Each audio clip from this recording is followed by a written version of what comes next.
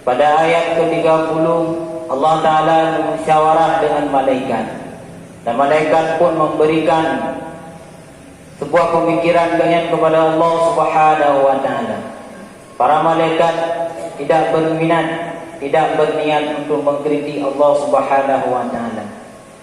Cuma hanya disampaikan kepada Allah bahawa sebelum dunianya menciptakan, sebelum Nabi Adam menciptakan, bukankah dunianya kaluh memerintahkan ledron untuk memakmurkan makhluk-makhluk yang lain. Tetapi mereka ketika berada di dunia telah melakukan kejahatan-kejahatan dan bermaksiat kepada Allah Subhanahu wa Ta'ala. Oleh karenanya Ibnu Katsir di dalam kitab Al-Bidayah wa Nihayah mengutip komentar para ulama mufassirin, di mana para ulama menyebutkan sebelum Nabi Adam alaihissalam bertempat di muka bumi, Allah Subhanahu wa Ta'ala kalau memakmurkan, pemakmur menghidupkan buminya dengan makhluk yang lain yang bernama Al-Hin dan Al-Ban. Mereka hidup di dunia beribadah kepada Allah Subhanahu wa Ta'ala dalam waktu yang sangat lama. Pada akhirnya mereka bermaksiat kepada Allah Subhanahu wa Ta'ala dan saling membunuh. Maka Allah Subhanahu wa Ta'ala pun mengirim pasukannya, itu berupa malaikat, naruh iblis di kanan. Akhirnya makhluk-makhluk yang bermaksiat kepada Allah Subhanahu wa Ta'ala membasmikan mandum oleh para malaikat. Maka tinggallah jin di muka bumi sampai akhirnya bertempatkan Nabi Adam alaihissalam. Menurut Muhammad bin Ishaq, jin yang al-jan yang berada di muka bumi sebelum diciptakan Nabi Adam alaihissalam selama 4.000 tahun. Jamaah yang Allah Subhanahu wa Ta'ala muliakan, bahwa ketika bumi ditempatkan oleh urung-urung yang kasalah, maka Allah Ta'ala pasti akan keturunkan musibah dan bala-bala untuk membersihkan kemungkaran-kemungkaran tersebut. Kemudian setelah Nabi Adam alaihissalam tinggal di muka bumi, lahirlah keturunan-keturunan Nabi Adam dari segala macam bentuk manusia, dari segala macam bentuk budaya-budaya dan tradisi dan sebagainya, sampai akhirnya Allah Ta'ala mengutuskan Nabi Muhammad SAW. Telah tercipta beberapa peradaban di muka bumi, di mana pada akhir daripada ayat surah Al-Baqarah Allah Ta'ala menanggapi komentar daripada malaikat kepada Allah Subhanahu wa Ta'ala, inni a'lamu ma la ta'lamun. Lebih mengerti dan lebih teguh daripada urun-urun manusia. Putra rahasia di balik Allah Subhanahu wa Ta'ala disampaikan adanya. Yang pertama, bahwa sebelum Nabi Muhammad SAW diutus oleh Allah ke muka bumi, pernah di belahan dunianya hidup urung-urung yang berpikir dengan akal logika. Mereka dikenal dengan ahli falsafah. Jadi urung yang diciptakan tatanan kehidupan dengan berlandaskan falsafah. Gebagi penduduk dalam dua macam kategori. Yang pertama, urung yang paling tertinggi adalah urung yang berpendidikan atau dengan ahli falsafah. Kemudian tingkatan yang kedua adalah tentara. Tingkatan yang ketiga adalah urung-urung yang bekerja keras. Jadi urung-urung yang bekerja kerasnya, mereka dituntut oleh sistem pemerintahan bahwasanya bekerja untuk negara. Sedangkan para tentara-tentaranya tugas awalnya adalah ya jaga negara. Urungnya hanya pihak kepemilikan. Mengkawin pun hajut nak bermoh. Putra yang hajut, wanita adalah milik bersama. Ketika anak, maka anaknya adalah tanggungan daripada negara. Artinya, mereka menciptakan sebuah tatanan hidup secara tidak manusiawi. Kemudian dengan Nalong yaitu peradaban India. Orang-orang India yang terkenal dengan urung-urung yang cara. Dukna cara urungan, mereka adalah urung-urung yang telah menemukan angka-angka matematika. Cara urung-urung India yang dibawanya. Tetapi secara akhlak mereka itu tidak baik. Dukna hanaga urungan, di mana penduduk atau masyarakat dibagi ke dalam 4 kasta. Naikun kasta Brahma. Kasta Brahma ialah kasta paling tertinggi yang dihuni oleh para tokoh agama dan pensihir. Ubena harta yang ada di dunia bukan milik awaknya. Orang lain ada hak tentu. Hak petu dan sebagainya yang urusan urungnya. Mereka adalah tangan kanannya Tuhan. Mana dalam pemikiran urungnya. Kemudian yang kedua naikun kasta kesatria yang dihuni oleh para ahli peperangan. Kemudian yang ketiga kasta waidan. Kasta waidannya adalah dihuni oleh orang pedagang. Yang keempat kasta sadera. Saderanya adalah kasta yang dihuni oleh para budak-budak.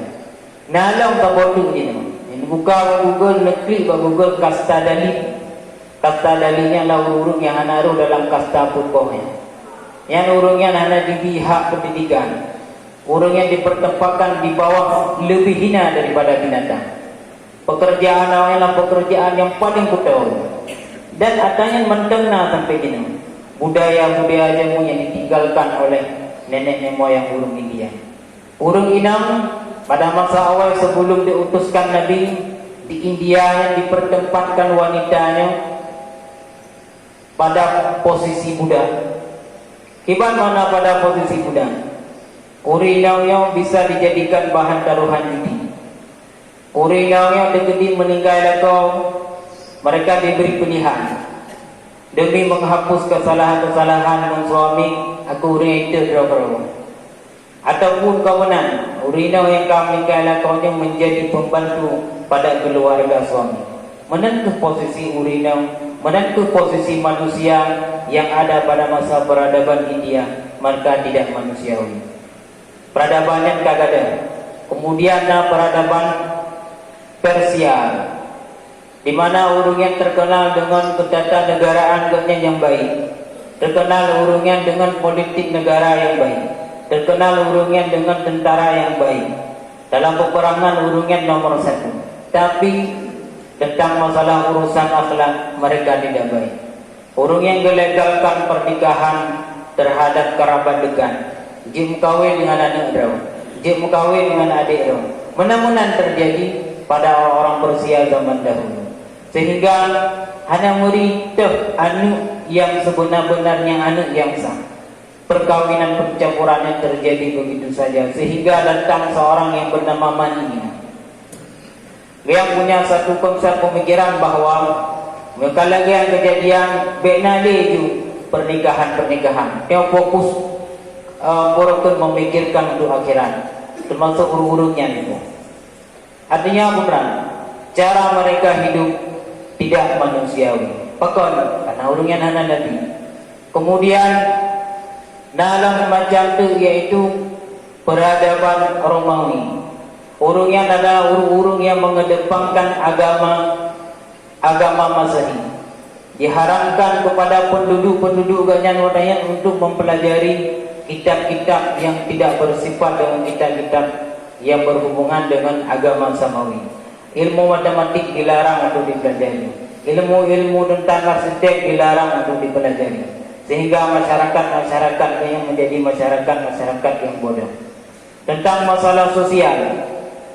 Dalam urusan sosial, budak mereka pertempatkan pada tempat yang paling hina. Sekiranya budak yang melakukan kesalahan, awaknya hajut yang protes bak raja, dia lu kali sisa, lu kali pelaku le hana. Di mana para budaknya oleh majikan diberi hak wewenang untuk dibunuh, diberikan hak wewenang untuk dibunuh secara perlahan-perlahan, diberikan hak wewenang untuk disiksa akibatnya galak. Pada akhirnya terciptalah satu pertandingan ipu mula antara lamin dengan lamin, yang nonton adalah para raja-raja. Kemudian dibuatlah sebuah area perburuan budak. Ada urun-urun kaya, para raja-raja itu budak, pulih budak lautun, kemudian menandek di budak panah itu. Seakan-akan budak yang berposisi seperti binatang. Artinya bukan sistem cara mereka berbuat tidak manusiawi. Kemudian urang Arab lagi anjing. Urang Arab sebelum hadirnya Nabi Muhammad sallallahu alaihi wasallam, mereka dikenal dengan nama jahiliyah. Hidupnya jahil urungnya. Jahil urungnya adalah tentang hidup kehidupan urungnya setelah terputus dengan Nabi Ismail. Penyembahan urungnya adalah penyembahan patung. Nayang sembah patung, nayang sembah jin, nayang sembah malaikat, watihai sembah patung, sembah patung. Menanlah kelakuan urungnya. Secara hubungan sosial, urina bagi urung yang bisa untuk dipertaruhkan ke dalam judi. Kemudian anak guyainam, permoh guyainam. Degedi ke main judi, hana boleh je ke bahan judi, maka permoh dengan anak je ketaruhan judi. Tinggal nekun lai bunuh kudamah, ketika isteri-isteri mereka diambil, anak-anak mereka diambil oleh para pemenang judi. Urung-urung Arab jahiliyah yang duk tahu kalau permoh hijau lego, maka muncullah sifat marah. Pada akhirnya terjadilah peperangan. Yang kenyang sebab bahkan urung Arab yang menggalak mula-mula galak-galak pakai galak-galak memperang karena berawal dari penyebab judi. Hatta orang yang kafir ucap kau karena mangat menebak main judi. Sedang jamaah yang Allah Subhanahu wa taala muliakan, urung Arab sebelum datang Nabi Muhammad sallallahu alaihi wasallam punya satu budaya yang sangat melekat.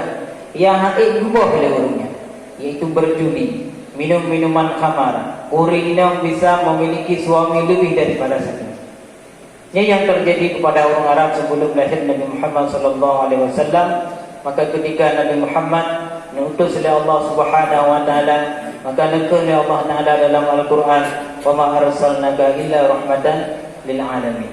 Ketika Nabi Muhammad Allah Taala pilih lahir dari urung-urung Arab.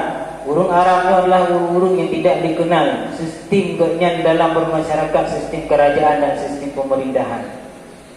Negara-negara lain hanya minat warang batu, hanya merah untuk ya invasi Arab karena hanya tempuh bidara, hanya yang istimewa bagi urungnya. Tapi Allah Taala pilih negara Arab. Bahkan karena Allah Taala pernah nekun dalam surah Al-Baqarah pada ketika nemari dengan malaikat, inni a'lamu ma la ta'lamun. Di mana Allah Taala setelah menciptakan manusianya, menciptakan peradaban-peradaban yang tidak manusiawi. Untuk agar urung benar-benar terima Nabi Muhammad sebagai rahmat kepada seluruh alam dunia. Maka ketika Nabi Muhammad sallallahu alaihi wasallam hadir, apapun berhubungan dengan agama, politik berhubungan dengan agama, kekayaan berhubungan dengan agama, manusianya berhubungan dengan agama. Dalam agama Islam hanya dipisah-pisahkan antara orang kaya dan orang miskin. Hanya dipisahkan antara raja dengan rakyat. Disamakan mandum derajat oleh agama Islam ketika orang yang sama-sama sembahyang di tempat masjid, sama-sama ketika orang yang berjamaah, maka agak anggap orang yang sama mandum. Hanya istilah bahawa masjidnya khusus untuk tokoh agama. Hanya mana? Nyentuh rahmat dibalik Allah Subhanahu wa taala dan utus Nabi Muhammad sallallahu alaihi wasallam. Di mana orang-orang kaya yang diberi hak beban tanggung jawab untuk mengeluarkan harta dan nyangkut bertiduh kepada fakir miskin. Di mana Nabi Muhammad menyampaikan bahwa budak sekiranya dia memiliki ilmu pengetahuan agama, maka raja pun harus mencium kakinya. Menanlah istilah lebih kemuliaan kepada budak-budak tersebut. Maka agama Islam telah menghapus hukuman yang hana-hana yang pernah ditinggalkan oleh umat-umat dahulu. Tapi yang disayangkan adalah ketika hadirnya agama Islam, justru budaya orang Islam sendiri yang tak ubah, ada yang tak terbaik bagi Allah Subhanahu wa taala. Jemaah yang Allah Subhanahu wa taala muliakan, maka urungkeun pekan Nabi Muhammadnya yang Allah Ta'ala janjikan sebagai rahmat kepada seluruh alam dunia, justru tanya orang-orang Muslim sendiri tidak menjadi rahmat dan kehadiran Islam. Sedang jemaah yang Allah Ta'ala muliakan, sebenarnya tanya bukan tidak menjadi bagian daripada rahmat, tapi justru tanya sebagai orang Islam sendiri rahmat yang ditawarkan oleh Allah Subhanahu Wa Ta'ala hendak manfaatkan, sehingga menjadi sebuah peluang, menjadi sebuah kesempatan bagi urung-urung yang berniat buruk, bagi urung-urung yang tidak ingin memanusiakan manusia, bagi urung-urung yang tidak ingin manusiawi, punya sifat manusiawi terhadap orang lain, maka gelancarkanlah kesempatan-kesempatan tersebut. Jamun ribawinya salah satu agenda ataupun pekerjaan yang menyebabkan tidak manusiawinya manusia, dirugikan pihak lain gara-gara ribawi. Maka ketika hadir Nabi, ribawi itu dihapuskan oleh Nabi. Beliau bersiaran haru dengan bersiaran. Beliau muhtimanya maka haru dengan muhtimanya. Menan yang diatur oleh Nabi Muhammad SAW. Maka tanya dino pekan terjerumus dalam lubang tersebut karena dia sendiri sebagai umat Islam kata berikan kesempatan bagi guru-guru yang berniat buruk tersebut. Pakan dayang bui, sibu yang hana urmukan ino dia. Karena dayang urung hatinya masalah sibunya mentangkang iman, hantar baju sibunya. Maka oleh pengusaha-pengusaha yang di Medan, ikalah ternyata peluang dan kesempatannya hana ada. Maka hana itu beliau sibui wajah. Pakan dia Aceh dayang minuman kerahnya hana abak kita rupi.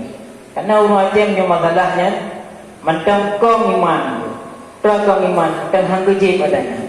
Maka oleh para pembisnis pengusaha ternyata peluang dan kesempatannya hanya itu sudah aja. Maka hanya kirim barangnya. Pakan mana dulu getar ini aja. Pakan mentang naurung tertulu gunung aja.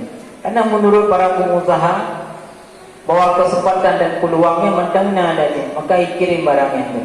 Urung mekan hanya salah. Yang salah tanya pribadi tanya masing-masing hanya tak amalkan dan perintah yang diperintah oleh Allah Subhanahu Wa Taala.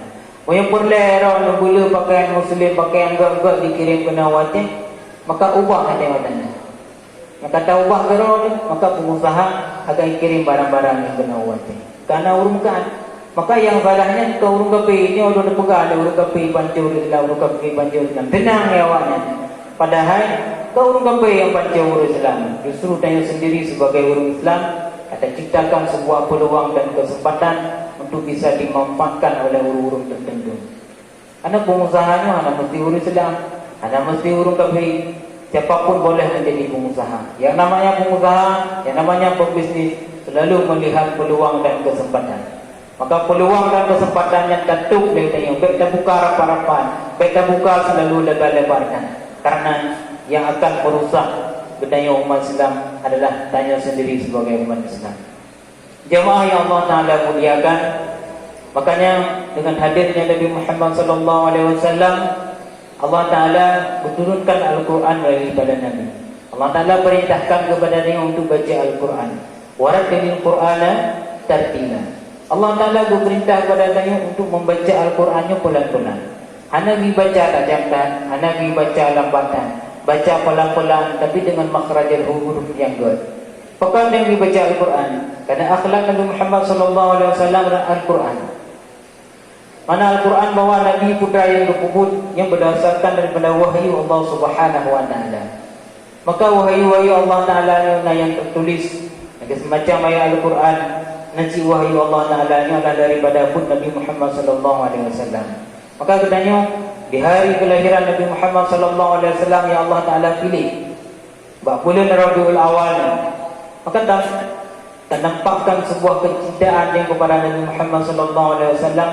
Ya jamun tanya kurang minat dalam membaca Al-Quran, maka dengan hadirnya Nabi Muhammad SAW, bacalah Al-Quran. Karena Nabi Muhammad adalah contoh, maka contoh kebaikan mana-mana ada pada Nabi Muhammad SAW. Jemaah yang Allah Ta'ala muliakan, bancara untuk baca Al-Quran. Al-Quran tu yang hantar untuk membaca. Tanya untuk perintah Allah Ta'ala untuk merenung. Yang berpernah, yang wajib dan pernah bagi tanya adalah membaca Al-Quran makhrajal yang wajib. 4 huruf yang mesti kita baca, hinan dan letakkan huruf. Sedangkan yang lain daripadanya itu bukan kewajiban yang mesti harus kita pelajari. Karena tengok harus bisa kita bedakan antara tajwid dengan mustahsinat tajwid. Mana mustahsinat tajwid? Yang cuma pelengkap mata. Ada hanaruh, ada yang hana buku. Idgham hanaruh dah baca, hana buku Ikhlas hanaruh dah baca, hana buku Putra Alam. Yang sejenis-sejenis ada yang hanaruh, hana buku. Yang